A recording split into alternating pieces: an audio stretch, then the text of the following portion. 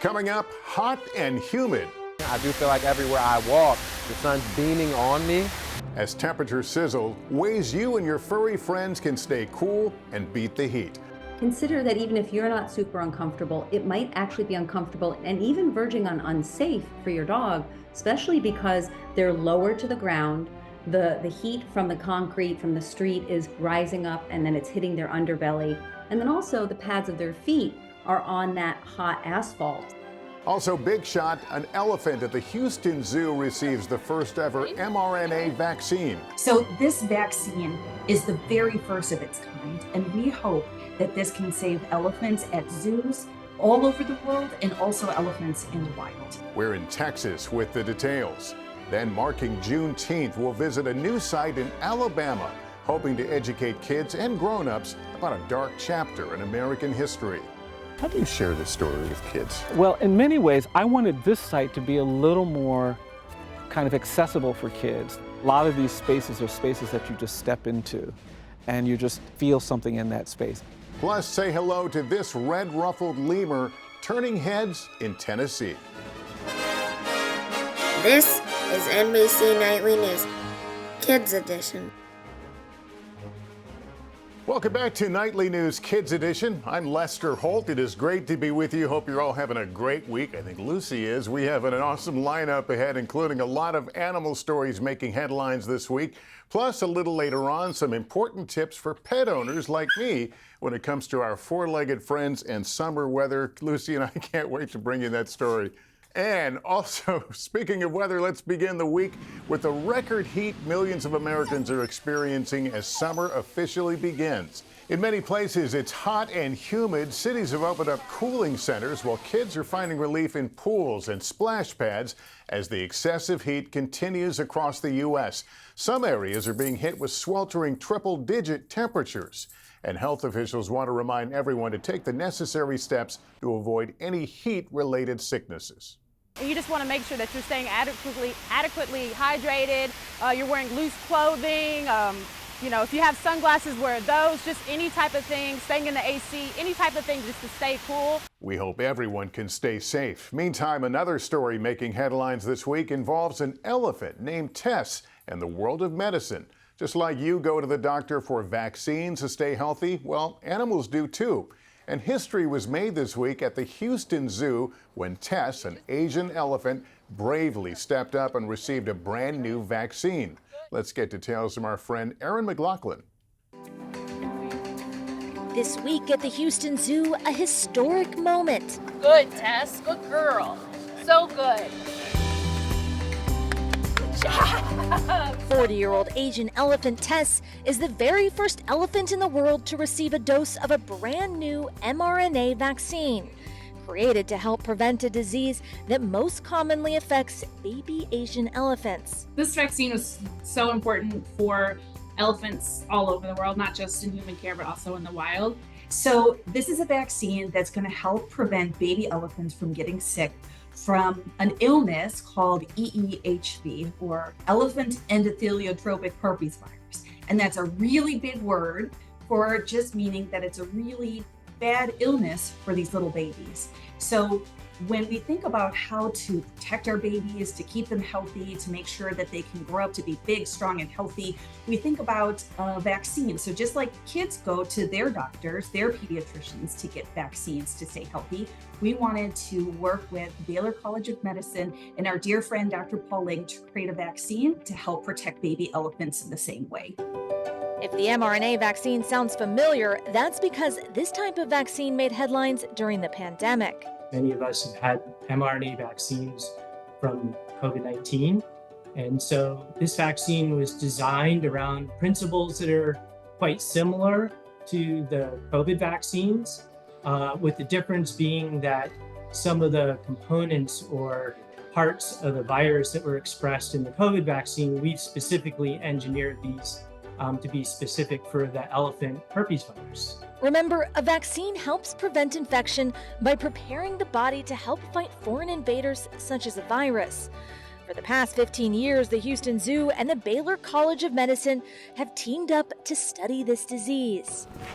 So if we open this here, we're going to look in this upper cabinet, And this is where we have all of our elephant plasma. Using new technologies in these animal species is something that hasn't been tried before. And so we're really excited that we're able to implement new technologies very quickly. What's more, Tess was an ideal candidate for this new vaccine. Tess is a really brave elephant, and she's gotten lots of different vaccines throughout her life. So just how kids sometimes get lots of vaccines as they're growing up, Tess has gotten a lot of vaccines throughout her whole entire life. And hopefully at some level, she knows how special and important she is to elephants everywhere. We're told Tess is doing just fine after she received the shot. The zoo will continue to monitor her throughout the week and in the coming months to make sure she's happy and healthy. Tess is one of our mom elephants, so she does have younger offspring that are at the Houston Zoo. So at some point, some of her younger offspring will also get this vaccination. Advancing veterinary medicine and working to save the lives of countless baby elephants. So this vaccine is the very first of its kind, and we hope that this can save elephants at zoos all over the world and also elephants in the wild. It represents hope, it represents being able to be healthy, to be strong, and to have lots of elephants till forever. That's nice. This is nice. Erin, thanks so much. And Tess, way to go. This week, kids and grown-ups across the country are marking Juneteenth. It's a national holiday, but have you wondered about the history behind Juneteenth? Well, let's take a look. It's hard to imagine that people can be owned, but that's the reality of our country's painful history. You might have learned this in school already. Over a long period, black people were owned by white people. It's called slavery. Slaves were forced to work, but not paid. They could be bought and sold from one slave owner to another, like property. Even their children could be taken away and sold. A new site documenting the history and impact of slavery in America just opened in Montgomery, Alabama, on the shores where the slave trade once flourished. So the narrative will begin on this boat. Absolutely. Being sold down the river, being trafficked by boat or by rail was an absolutely terrifying experience for enslaved people. Brian Stevenson is the founder and chief executive officer of the Equal Justice Initiative, which created the Freedom Monument Sculpture Park. There's not much in the visual record of that era that helps you get a sense of the humanity of these people. The 17-acre memorial allows visitors of all ages to step into history, from the places they were held. They would put them in holding pens where they would wait until the auction. To the places they slept. I noticed this paper. Yes. They would collect newspapers and stuff it on the walls to just create some warmth in the winter. This was built in 1852. There is something about being in a space that, was inhabited for a long time by enslaved people. Also along the trail, the laws of slavery are posted. All of these laws really created an order that empowered people to use violence to maintain slavery. How do you share this story with kids? Well, in many ways, I wanted this site to be a little more kind of accessible for kids. A lot of these spaces are spaces that you just step into and you just feel something in that space. And you can feel that even if you're 10 or 11. And I think that'll be part of it. We understand that children need to understand history completely, but we have shied from talking about the history of racial injustice. And I think that has to end because we're going to be blind to some things that we need to be aware of if we're going to get. Got to find a way to tell this story. We've got to. In 1863, President Abraham Lincoln issued the Emancipation Proclamation, freeing the slaves. However, this could not be enforced in many places until after the Civil War ended in 1865. And because they didn't have phones or the internet way back then, it took some time for the news to travel to some of the states. It was June 19, 1865, when Major General Gordon Granger and his Union troops arrived in Galveston, Texas, with word the war had ended and all the slaves were free. The next year, people started celebrating Juneteenth, a blend of the words June and 19th, to mark the end of slavery. And this celebration has continued every year around the country and world ever since. It's an important date for all of us to remember. This week, people are commemorating Juneteenth, including here at the Sculpture Park in Montgomery. The centerpiece of the park, this wall embossed with 122,000 surnames that were adopted by newly emancipated slaves during the 1870 census.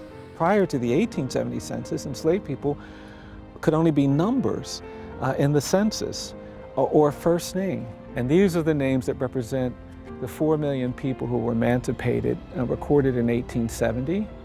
And, we wanted to see them in a place of honor, see them on a wall.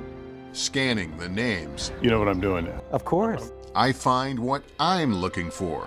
Here we go. Yeah, there it is. Marshall Holt. Yes. Now, that name was picked for some reason. Yeah, that's right. We don't know why. And what's interesting is a lot of the names were names that people heard. I sit there and I look at that and I think of who that name represents. Yeah. What they went through. Yeah. Could they ever imagine me Yeah, that's the thing that's powerful. standing here? Yeah. The urge is to grieve for them. Brian Stevenson wants us to honor them. He quotes from the inscription at the base of the wall. We honor your perseverance in the midst of sorrow. We honor your struggle for freedom. Your children love you. And the line that jumps out at me, the country you built must honor you. Yeah. And that's what this monument hopes to do. Absolutely. Okay, time for our pop quiz now. The question this week, what does a paleontologist study? A, skyscrapers, B, buckets, C, fossils. Let me give you a few seconds to think about it.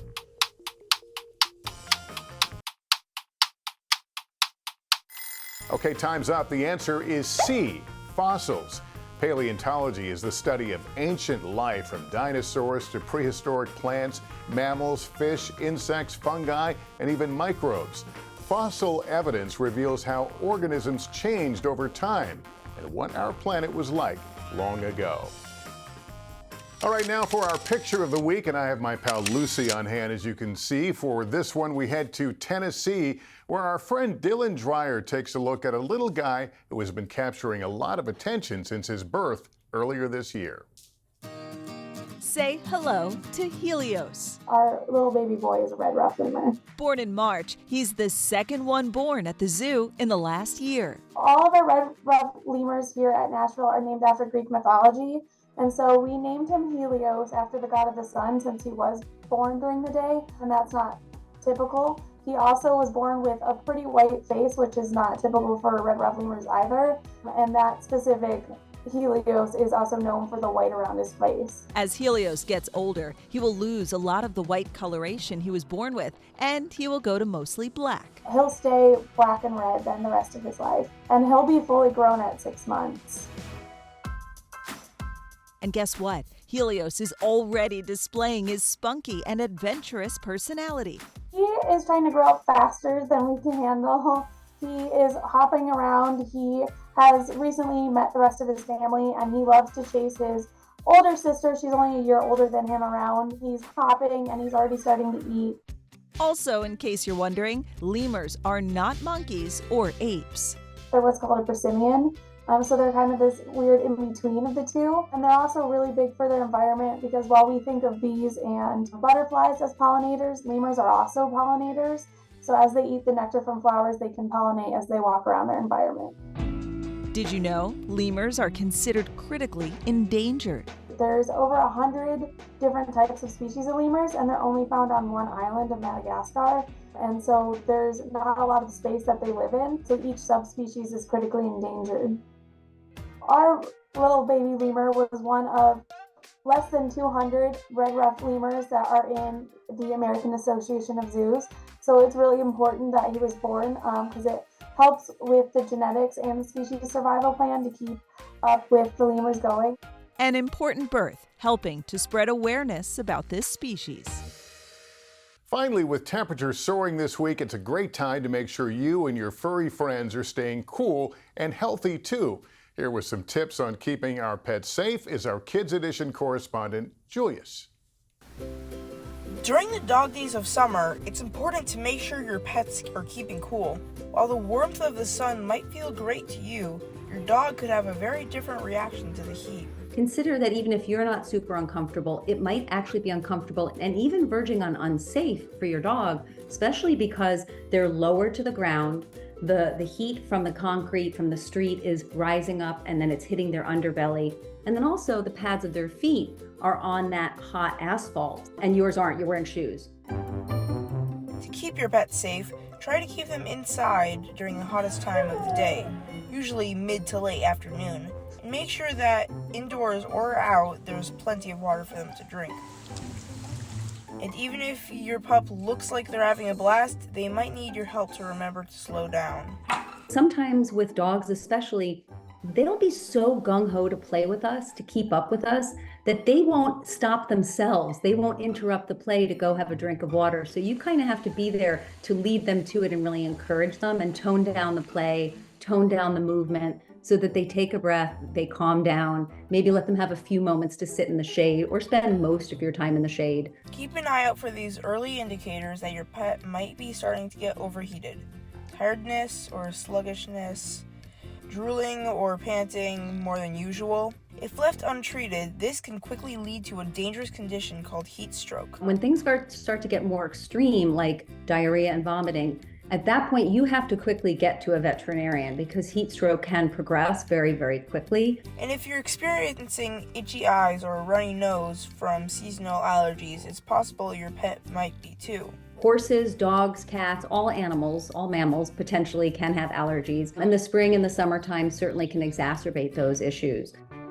Luckily, your veterinarian can help prescribe medicine to alleviate the discomfort of allergies. And during your pet's next checkup, it's a good idea to make sure they're up to date on treatments, keeping them safe from critters like ticks and heartworms that emerge in the hotter months. Almost anywhere you are in the US, you do need to be concerned about fleas and ticks and parasites like heartworm, roundworm, hookworm. And in this day and age, there's so many preventatives that are so easy to use that really all it requires on the part of the pet parent is to make sure they have a conversation with their veterinarian in the springtime. Lastly, if you're headed on a road trip this summer, you should never under any circumstances leave your pet unsupervised in a hot car, even with the window cracked. The best way to keep your pet safe is to keep them well supervised, especially when you travel away from home. Here's to a spectacular and safe summer for you and your pets alike. For Nightly News Kids Edition, this is Julius and Joey. Back to you, Lester. Well, Julius, thanks so much. Great information. Well, that's going to do it for us. Parents, just a reminder, if your child has a question about any topic in the news, email a video to us at NightlyNewsKids@NBCUni.com, or you could whine, and that'll get our attention too. We'll try to answer them, though, in an upcoming episode. You can also follow us on Instagram at NightlyKids. Thanks for watching. Remember to take care of yourself and each other. So long, everybody. And Lucy, you want to dance our way out of the program? Come here. Hey, do a doodle dance. Do a doodle dance. Say goodbye, everybody.